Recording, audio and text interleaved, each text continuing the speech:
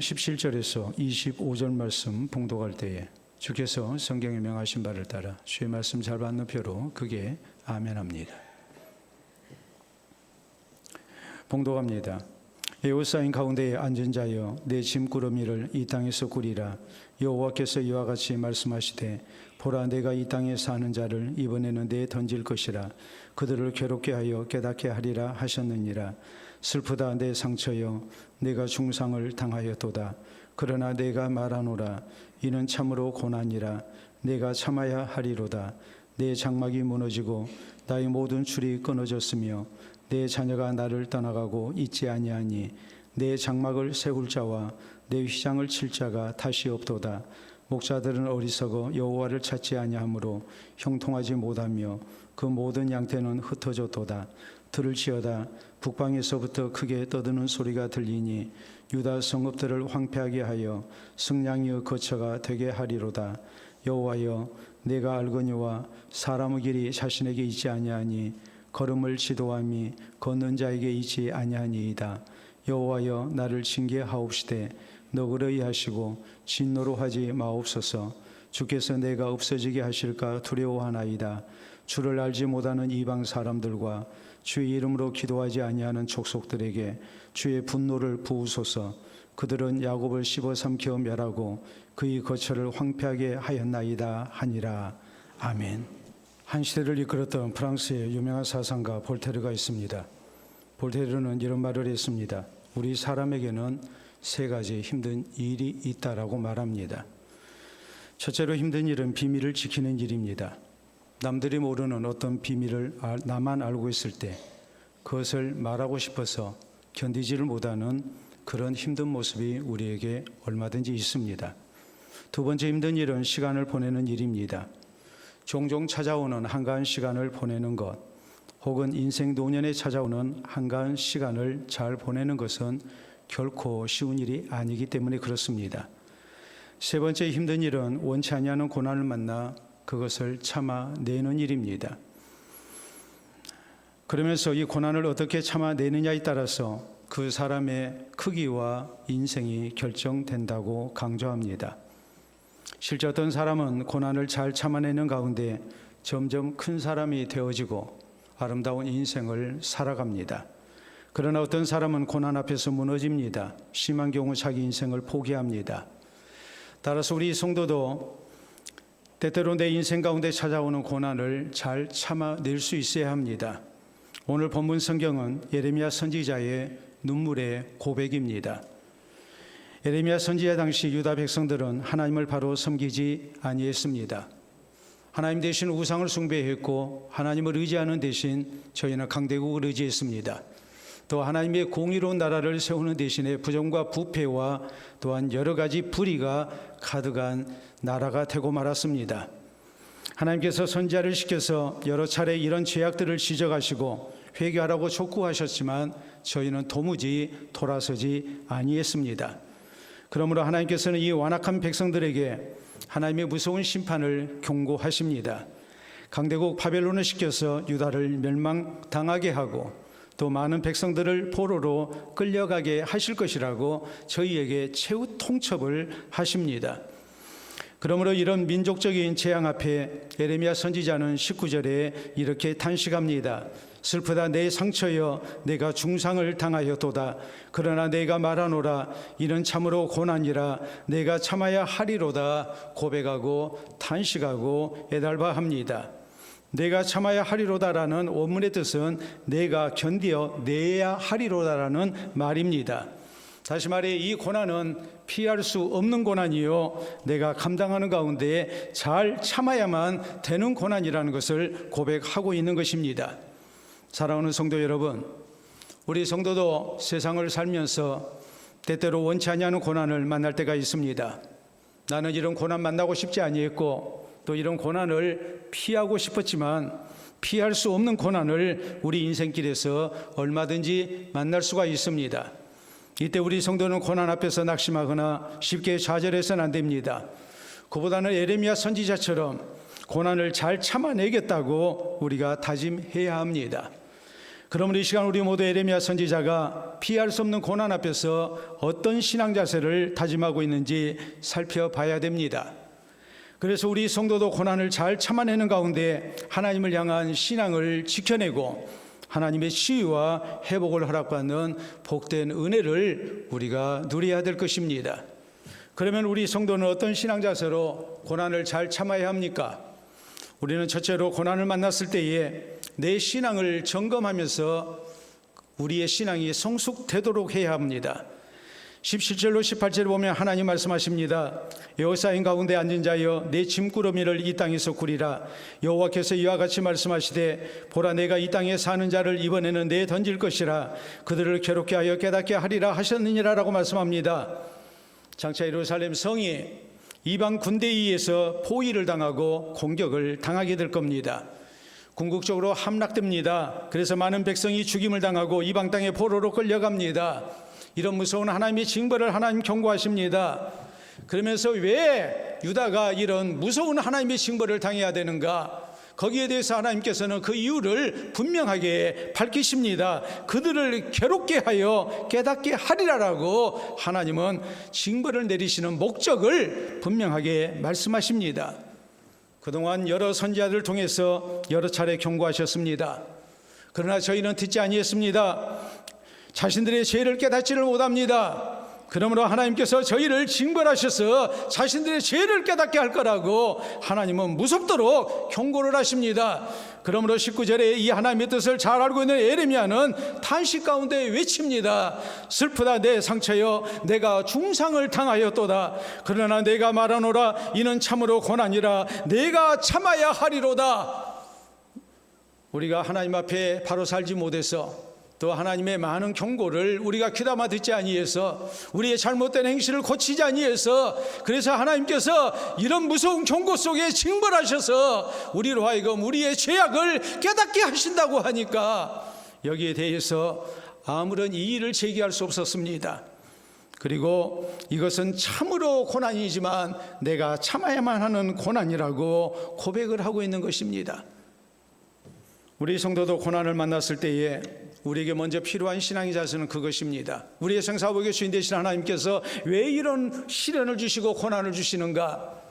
이것은 다름이 아니라 내 신앙을 점검케 하기 위해서, 그래서 하나님 앞에 더욱더 진실된 모습으로 하나님 섬기는 백성 되게 하기 위해서, 궁극적으로 우리의 신앙을 성숙시키기 위해서, 우리를 깨닫게 하기 위해서 하나님께서 우리에게 이런 어려운 고난을 또 시험을 주시는 거라고 우리는 받아들여야 됩니다.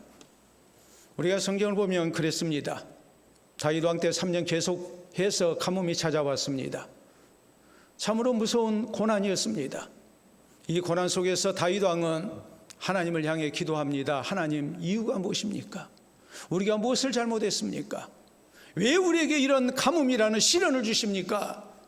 했을 때 하나님 말씀하십니다. 전 왕이 사울 왕 때에 무고한 백성들을 학살한 일로 인해서 그 피에 맺힌 원한이 하늘에 상달돼서 하나님께서 징벌을 내리시는 거라고 말씀하십니다. 그러므로 이 잘못된 일을 바로잡았을 때 그때야 비로소 하나님께서 피를 주십니다. 우리가 고린도후서 1장 8절로 9절에 보면 성경은 이렇게 말씀합니다. 바울 사도가 자신들의 전도 여행 속에서 당했던 여러 가지 고난들, 여기에 대해서 뭐라고 말씀합니까? 형제들아, 우리가 아시아에서 당한 환난을 너희가 모르기를 원치 아니하노니 우리가 힘에 겹도록 심한 고난을 당하여 우리는 우리 자신이 살 소망까지 끊어지고 사형 선고를 받은 줄 알았으니 이는 우리로 자기를 의지하지 말고 오직 죽은 자를 다시 살리시는 하나님만 의지하게 하려 하심이라라고 말씀합니다. 그동안 수십 년을 전도여행하면서 복음 사역을 위해서 헌신하면서 전도에 대해서는, 선교에 대해서는 베테랑이 되어 있습니다. 자신들의 경험을, 자신들의 수를, 자신들의 재정적인 능력을 혹은 후원자들을 하나님보다 더 의지할 수 있습니다. 그러므로 하나님께서 저희에게 무서운 고난을 주셨고 스스로 생각할 때 힘이 없도록 심한 고생을 하여 살 소망까지 끊어지고 사형 선고를 받은 줄 아는 그런 마지막 단계까지 하나님께서 저희를 몰아 넣으심으로 자신들의 연약함을 깨닫게 하십니다. 그리고 하나님 의지에서 사역을 하도록 하십니다. 고린도후서 12장에 보면 사도 바울이 개인적으로 당했던 고난이 나옵니다. 바울에게 육체에 가시가 있었습니다. 아무리 기도해도 낫지 않는 질병이었습니다. 그러므로 사도 바울은 이것을 사탄의 사자라고 했습니다.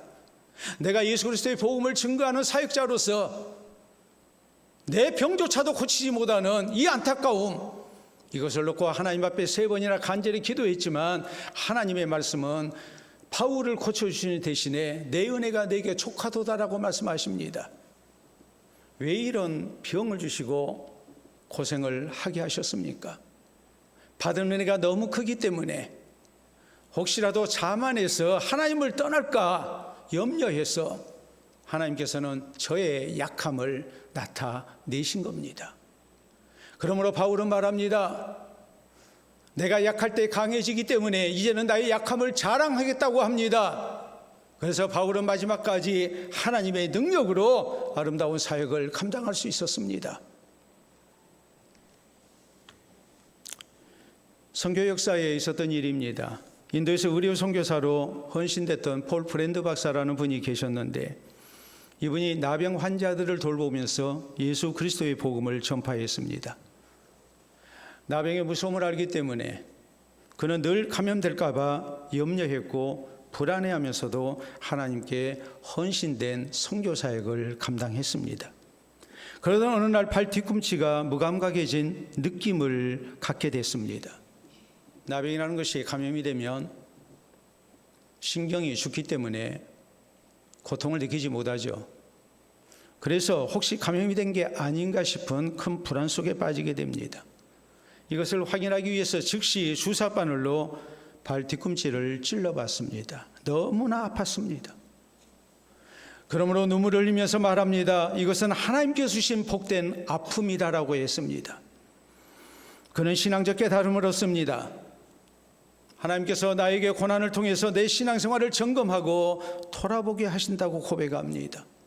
또 고백합니다. 고난도 하나님의 은혜라고, 거기에 감사한다라고 고백합니다. 우리가 사는 날 동안 육체의 가시도 없고 고난도 없으면 좋지만 우리의 생사복의 주인 되신 하나님께서 고난을 주셨을 때는 나를 깨우치기 위해서 주신 거라는 것을 우리가 기억해야 된다는 말입니다. 자, 우리가 사진 하나 보도록 하겠습니다. 저기 뭔가요? 탱자나무입니다. 자, 다음 사진을 보시게 되면 꽃이 피고 다음에 보면은 저렇게 열매가 열립니다. 저것이 시간이 가면서 노랗게 익기 시작하죠. 그리고 탱자나무에 많은 탱자가 달린 모습들, 우리가 참으로 눈에 익은 모습 아니겠습니까? 이런 탱자를 보고 시를 쓴 것이 있습니다. 우리가 한번 보도록 하겠습니다. 생의 가시가 날카롭게 찔러도 탱자처럼 삶은 노랗게 익어가더라. 탱자나무에 가시가 찔려도 탱자는 노랗게 익어가는 것처럼 우리의 삶 속에서 생의 가시가 날카롭게 나를 찌른다 할지라도 내 삶은 더 원숙해지고 성숙되고 성장한다는 것을 우리에게 가르치고 있습니다. 사랑하는 성도 여러분, 우리 성도도 생의 가시가 날카롭게 찔러도 탱자처럼 우리의 신앙은 노랗게 익어가야 됩니다. 우리의 신앙이 더욱 성숙되어야 됩니다. 고난을 만났을 때 내 신앙을 점검하고 인생의 연약함을 새롭게 다시 한번 깨닫고 이제는 겸손히 하나님을 의지하고 사는 신앙의 자세가 우리에게 있어야 됩니다. 고난을 통해서 내 죄를 회개하고 내 영혼이 더욱더 순결해져야 됩니다. 고난을 통해서 내 신앙생활에 나태함을 버리고 더 열심을 품고 우리가 주를 섬겨야 됩니다. 고난을 통해서 하나님께 불순종한 것을 회개하고 이제는 하나님의 말씀에 더욱 순종하고 사는 성도가, 각오가 우리에게 있어야 됩니다. 그래서 신앙이 더욱 성숙되고 고난을 잘 참아내는 우리 모두가 될 수 있기를 바랍니다. 두 번째로, 우리 성도는 고난을 만났어도 함부로 불평하거나 원망하지 않는 가운데 고난을 잘 참아야 합니다. 19절에 에레미야는 하나님의 징벌 앞에 이렇게 고백합니다. 슬프다 내 상처여 내가 중상을 당하였도다. 그러나 내가 말하노라 이는 참으로 고난이라 내가 참아야 하리로다 라고 말합니다. 이 모든 고난을 내가 참아야 한다고 말합니다. 견뎌내야 된다는 말이요, 견뎌내야 돼. 여기에 대해서 불평하지 말고 원망해서는 안 된다는 말입니다. 그 이유가 무엇이겠습니까? 이 모든 고난의 원인은 온전히 나에게 있기 때문입니다. 유다 백성들에게 있기 때문입니다. 저희는 그동안 하나님을 바로 섬기지 아니했습니다. 하나님의 경고도 듣지 않았습니다.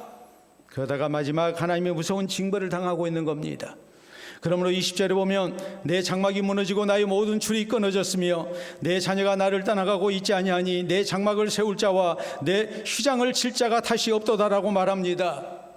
하나님의 징벌 가운데 이방 군대가 쳐들어올 것이고 가족들이 죽임당하고 가정이 무너지고 파괴될 겁니다. 나라도 무너질 겁니다. 철저히 파괴가 겁니다.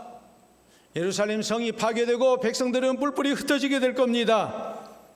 그러므로 이 안타까운 형편을 고백하면서 이런 모든 것들이 우리의 죄악 때문인 것을 시인하고 원망 없이 불평 없이 이 고난을 참겨노라고 참아야 된다고 외치고 있는 겁니다.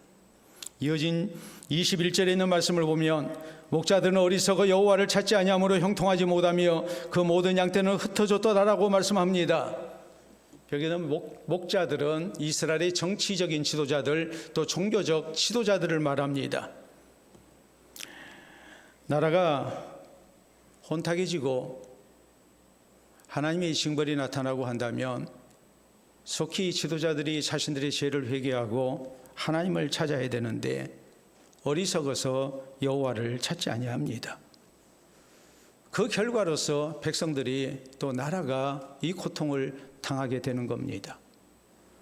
이런 불행의 원인이 하나님께 있는 것이 아니라 다 우리 자신에게 있다는 것을 강조하고 있는 겁니다. 불평하거나 원망해서는 안 된다는 뜻이죠. 22절에 보면 들을지어다 북방에서부터 크게 떠드는 소리가 들리니 유다 성읍들을 황폐하게 하여 승량이 거처가 되게 하리로다라고 했습니다. 북방에서 이방 군대가 쳐들어올 것이고 백성들은 도망가고 또한 죽임당하고 혹은 포로로 잡힐 것입니다.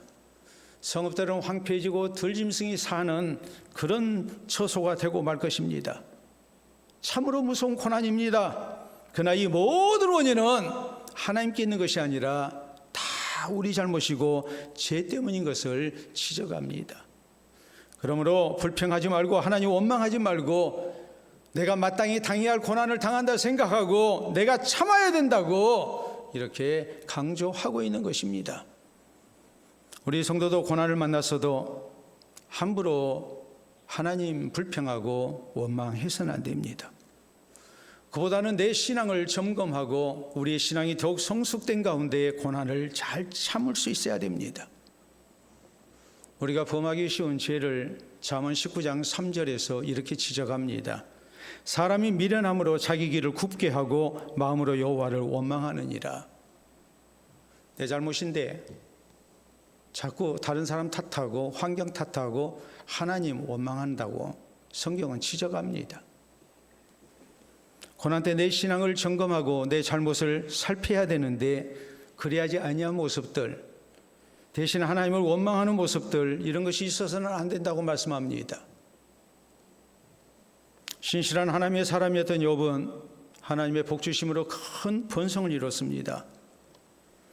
그러나 어느 날 그가 지금까지 가졌던 모든 것을 한꺼번에 잃고 맙니다.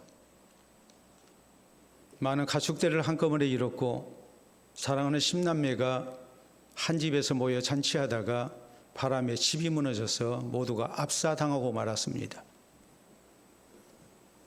이런 형편에서 욥은 주신 이도 여호와시오 거두신 이도 여호와시오니 여호와의 이름이 찬송을 받으실 거라고 하나님 원망하지 아니하고 하나님 찬송합니다.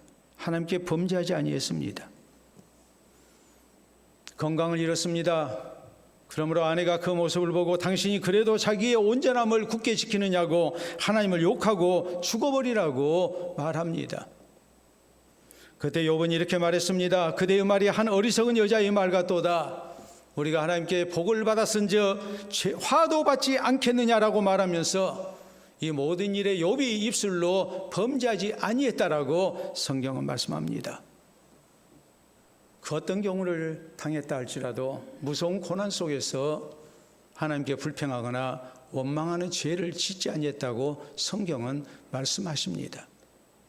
애굽에서 노예 생활하다 하나님의 은총으로 해방되고 구원받았던 이스라엘 백성들, 저희가 광야 생활하면서 자기들 뜻대로 모든 것이 되어지지 아니하면 함부로 불평하고 원망하고 그러다가 하나님의 징벌을 받았던 일을 성경은 분명하게 지적하고 우리에게 이런 일이 있어서는 안 됨을 강조합니다.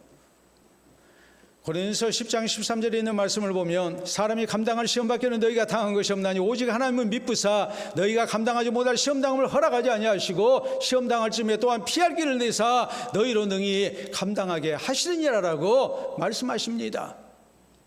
아무리 죽을 것 같은 고난을 우리가 만났다 할지라도 우리 하나님의 선하심을 믿고 함부로 불평하거나 원망해서는 안 된다는 말입니다. 우리가 잘 알려진 책 한 권 보도록 하겠습니다. 주는 나의 피난처라는 네덜란드 출신의 세계적인 대전도자였던 고리 텐 붐 여사가 쓴 간증집입니다. 여사의 가족은 독일 나치의 체포를 피해서 도망다니던 한 유태인 가족을 자기 집에 숨겨줬습니다. 이것이 발각돼서 결국 그 가족은 고리 텐 붐 여사의 가족은 수용소에 갇히게 됩니다. 이 수용소에서 가족들이 죽임을 당하고 여사는 말 못할 고초를 겪었습니다. 그런데 수용소 생활 가운데 특히나 힘든 일이 있었습니다. 그것은 벼룩이었습니다. 얼마나 벼룩이 많든지 도무지 잠을 잘 수가 없었습니다. 얼마나 벼룩이 많든지 독일 감시병조차도 막사 가까이 오지 아니했습니다. 그러므로 처음에는 하나님께 불평하고 하나님 원망했습니다. 하나님, 내가 체포 위험에 살해 위험에 빠져 있는 유태인들을 숨겨주다가 발각돼서 이렇게 수용소 생활을 하는데 내가 의로운 일을 하다가 이렇게 갇혔는데 이 고생을 해야 합니까? 하나님 너무하십니다. 불평이 나오고 원망이 나왔습니다. 그러다가 얼마 후에 깨닫게 됩니다. 이것이 놀라우신 하나님의 은혜인 것을 고백합니다.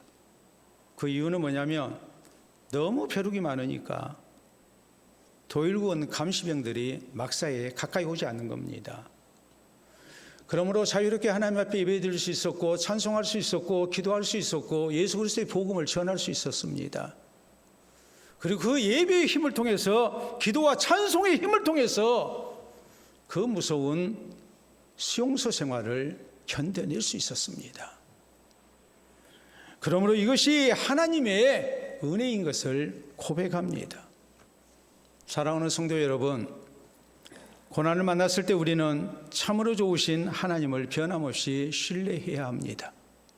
이 고난을 통해서 나를 향하신 하나님의 선하신 뜻이 이루어질 줄로 우리는 믿어야 됩니다.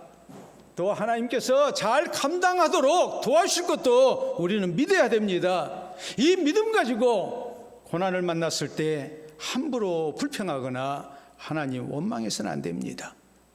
그래서 고난 속에서 신앙이 더욱 성숙되는 가운데 고난도 잘 참아내는 우리 모두가 될 수 있기를 바랍니다. 세 번째로 우리 성도는 고난 속에서 겸손히 하나님을 의지하며 하나님의 구원이 나타나기까지 인내하고 고난을 잘 참아내야 됩니다. 23절에 보면 예레미야는 말합니다. 여호와여 내가 알거니와 사람의 길이 자신에게 있지 아니하니 걸음을 지도함이 걷는 자에게 있지 아니하니이다라고 말합니다. 고난을 통해서 인생의 연약함을 깨달았습니다. 내 인생의 주인은 내가 아니라 하나님이신 것을 고백합니다. 그리고 겸손히 하나님을 의지합니다. 24절에 보면 여호와여 나를 징계하옵시되 너그레이 하시고 진노로 하지 마시옵소서. 주께서 내가 없어지게 하실까 두려워하나이다라고 고백합니다. 하나님, 내가 하나님의 징계를 잘 받아들이겠습니다. 대신에 하나님의 자비와 긍휼을 내려달라고, 베풀어 달라고 호소합니다. 25절에 보면 주를 알지 못하는 이방 사람들과 주의 이름으로 기도하지 아니하는 족속들에게 주의 분노를 부으소서. 그들은 야곱을 씹어 삼켜 멸하고 그의 거처를 황폐하게 하였나이다 하니라라고 했습니다. 분명히 공의로우신 하나님께서 주의 백성들을 징계하시지만 때가 되면 분명히 구원하실 것입니다. 이방 민족들을 멸하고 주의 백성들을 하나님께서 구원해 주실 것입니다. 이걸 믿고서 하나님의 은혜와 도움을 호소하는 것입니다. 고난 속에서도 하나님의 선하심을 믿었고 겸손히 하나님을 의지하고 하나님의 자비와 긍휼을 믿는 가운데 하나님의 은총을, 구원을 소망하고 기다립니다. 분명히 하나님의 때가 되면 큰 능력과 사랑 가운데 이방 민족들 멸하시고 주의 백성들 용서하시고 회복시켜 주실 것입니다. 이 믿음 가운데 하나님의 구원을 확신하고 소망하면서 그날이 오기까지 내가 고난을 잘 참아내겠다고 다짐하고 또 다짐하고 있는 것입니다. 우리 성도도 고난을 만났을 때 바로 이 신앙 자세가 있어야 됩니다. 겸손히 하나님 의지해야 됩니다. 또 하나님의 구원이 분명히 있을 것임을 믿고 그때까지 인내하며 우리가 고난을 잘 참아야 됩니다. 요한복음 11장에 보면 우리 예수님께서 사랑하시는 나사로가 병들었습니다. 죽게 생겼습니다. 그러므로 그의 누이인 마르다와 마리아가 예수님께 사람을 보내서 주께서 사랑하시는 자가 병들었다고 빨리 오셔서 좀 고쳐주시라고 간구합니다. 이때 예수님은 이 병은 죽을 병이 아니라고 하나님의 영광을 위한 병이라고 말씀하십니다. 하나님의 아들이 이로 말미암아 영광을 받게 할 것이라고 말합니다. 그리고 일부러 늦게 가셨습니다. 나사로의 가정을 우리 예수님께서 본래 사랑하셨지만 빨리 와서 오라버니를 고쳐달라고 호소했지만 예수님께서는 나사로가 죽기를 기다렸다가 나흘 지난 후에 나사로의 가정에 오십니다. 자연히 원망을 할 수밖에 없었습니다. 예수님의 의도가 무엇이었을까요? 예수님은 병든 나사로를 치유하는 대신에 죽은 나사로를 살려내시기를 원했습니다. 죽음 다음에 부활이 있다는 것을 알리려고 잠시 후에 자신의 십자가의 죽음과 부활을 제자들로 하여금 믿게 하기 위해서 우리 주님은 죽기를 기다렸다가 늦게 오신 것입니다. 이 예수님의 선하신 뜻을 모르고 그의 누이들은 예수님께 불평하고 원망합니다. 이런 모습이 우리에게도 분명히 있죠. 고난의 때에 선하신 하나님을 믿고 우리가 인내하며 하나님의 구원을 기다려야 되는데 내 뜻대로 안 돼서 우리가 함부로 불평하고 원망하면서 절망을 느껴버리는 때가, 그리고 불신앙으로 가는 때가 얼마나 많습니까? 영국 교회에 유명한 지도자였던 윌리엄 템플이 있습니다. 이 사람은 영적인 사람과 육적인 사람의 차이에 대해서 이렇게 정의합니다. 똑같은 일을 서로 다르게 받아들이는 데 있다고 했습니다. 영적인 사람은 똑같은 사건 속에서 하나님의 뜻과 하나님의 역사와 하나님의 섭리를 믿습니다. 그러므로 하나님과 더욱 가까워집니다. 고난을 만나도 신앙이 더욱 성숙되고 좋으신 하나님을 신뢰하며 인내하고 하나님의 구원을 기다릴 줄 압니다. 그러나 육적인 사람은 하나님의 섭리를 믿지 않습니다. 그리고 오늘 당장 내가 힘드니까 불평하고 원망합니다. 하나님을 향한 신앙을 가졌다 할지라도 하나님 불평하고 원망하면서 하나님과 멀어집니다. 왜 하나님이 나를 이렇게 힘들게 하냐고, 그러면서 하나님 의지하지 않고 좋으신 하나님 신뢰하지 않고 궁극적으로는 신앙이 무너지고 맙니다. 결국 신앙도 달라지고 사는 모습도 달라지고 그 결과와 인생의 모습도 달라지는 것, 이것을 영적인 사람과 육적인 사람의 다른 모습이라고 말씀합니다. 사랑하는 성도 여러분, 성경은 로마서 8장 28절에 우리에게 말씀합니다. 우리가 알거니와 하나님을 사랑하는 자, 곧 그의 뜻대로 부르심을 입은 자들에게는 모든 것이 합력하여 선을 이루느니라. 우리가 하나님을 신뢰하고 하나님을 사랑하면 궁극적으로 하나님께서는 모든 것 합력해서 선한 결과를 우리에게 주신다고 약속하십니다. 이사야서 30장 18절은 말씀합니다. 여호와께서 기다리시나니 이는 너희에게 은혜를 베풀려 하심이요 일어나시리니 이는 너희에게 긍휼을 베풀려 하심이라. 대저 여호와는 정의의 하나님이라 그를 기다리는 자마다 복이 있도다라고 우리에게 말씀하십니다. 의로우신 하나님을 믿고 신실하신 하나님을 믿고 우리가 하나님을 기다릴 줄 아는 성도가 되어야 된다는 말입니다. 하나님께서 하나님의 구원의 날을 기다리시고 준비하고 계신다는 것을 우리가 믿고서 우리가 함부로 불평하고 원망하는 사람이 돼서는 안 된다고 성경은 말씀하십니다.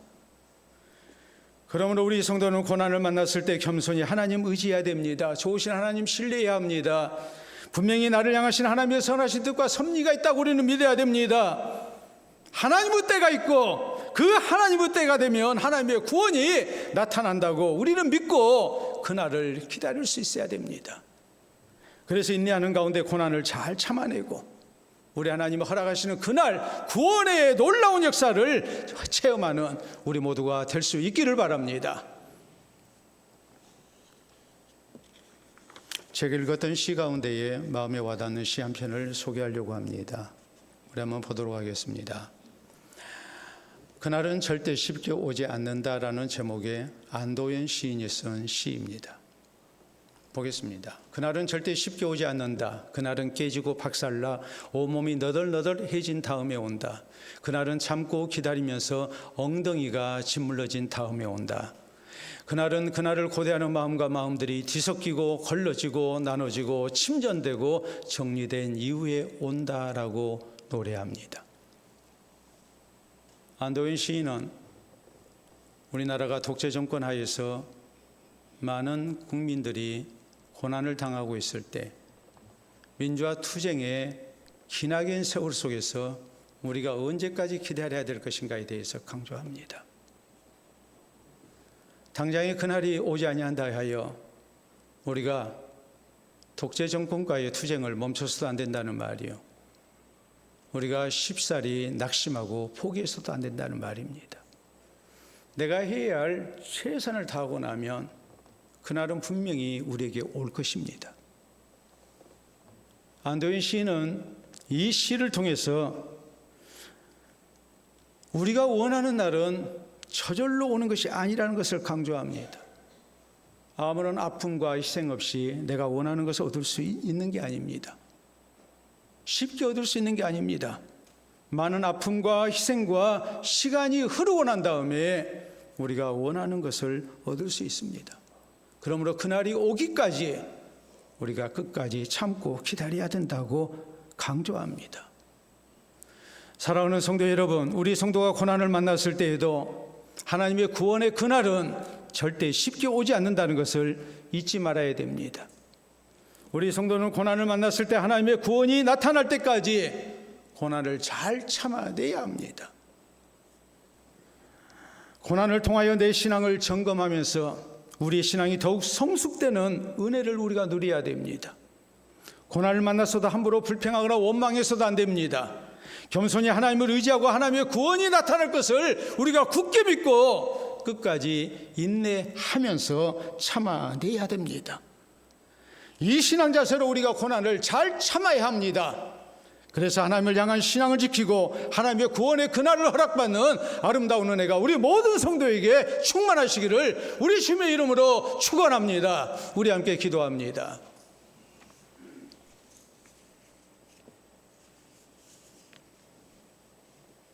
나만 왜 이렇게 힘든 인생을 살아야 하느냐고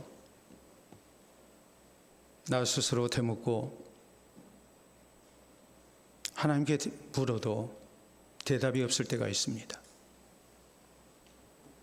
내 인생의 정답이 어디 있는지, 내 문제의 해답이 어디 있는지 너무나 답답합니다. 언제까지 내가 이렇게 기다려야 되는지, 이런 세월을, 이런 삶을 살아야 하는지 안타까울 때가 분명히 우리에게 있습니다. 그러나 우리는 믿어야 됩니다. 아무런 이유 없이 하나님께서, 우리 삶을 주장하시는 하나님께서 우리에게 고난 주시는 것 아닙니다. 이 고난을 통해서 우리의 신앙이 더욱 성숙되기를 원하십니다. 겸손히 하나님 의지하기를 원하십니다. 그리고 좋으신 하나님을 신뢰하면서 원망이나 불평 없이 하나님의 구원의 날을 묵묵히 기다리며 믿음 지켜나가기를 하나님은 원하십니다. 끝까지 고난을 참고 하나님의 구원을 허락받는 성도 될 것을 우리 모두 기도로 다짐할 수 있기를 바랍니다.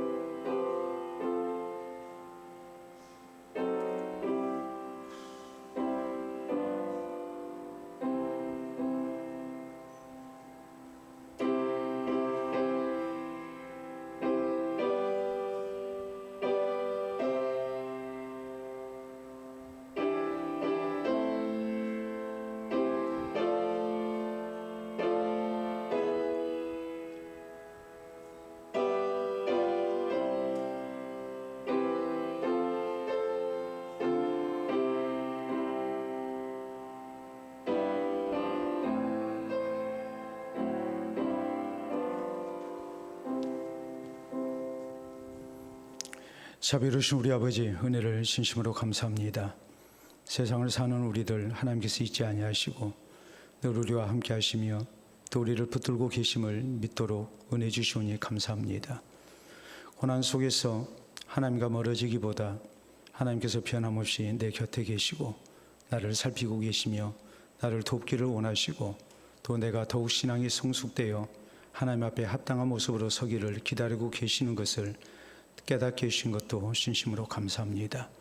고난 속에서 우리가 불평하고 하나님 원망하기보다 이 좋으신 하나님 신뢰하며 우리가 묵묵히 바른 신앙생활 더욱 힘쓰게 하시고 살아계신 하나님께 소망두며 좋으신 하나님 신뢰하며 우리가 끝까지 잘 인내할 수 있도록 도와주시옵소서.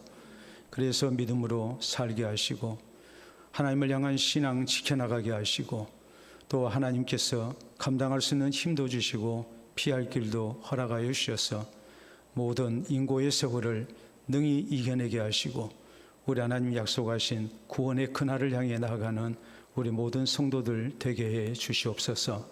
그래서 고난당한 것이 내게 유익이고 복이었음을 고백하게 하시고 더 신앙이 성숙되고 더 정결해진 모습으로 우리가 주님과 동행하는 하나님의 백성들 되게 하시고 주께서 우리의 앞길을 선히 인도하시사 우리 하나님을 찬미하고 주의 복을 누리며 우리 하나님 앞에 영광을 돌려드리는 데 부족함이 없는 우리 모든 성도들 되게 해 주시옵소서. 고난 중에 있는 성도들, 남에게 말 못할 아픔을 가지고 있는 성도들 하나님 기억해 주시고 저희의 탄식을, 저희의 눈물을 받아주시옵기를 원합니다. 저희의 기도를 주께서 기억해 주시옵소서. 우리 하나님께서 저희 곁에 가까이 계시고 강한 손으로 붙드셔서 오늘의 모든 고난 능히 이겨내게 하시고 소망의 그날을 바라며 힘차게 나아가는 우리 모든 성도들 되게 하여 주시옵소서. 우리의 슬픔이 변하여 기쁨이 되게 하시고 우리의 눈물이 변하여 찬송되게 하시는 하나님의 놀라운 은혜가 체험되게 하여 주시옵소서. 미사옵고 예수님 이름으로 기도하옵나이다. 아멘.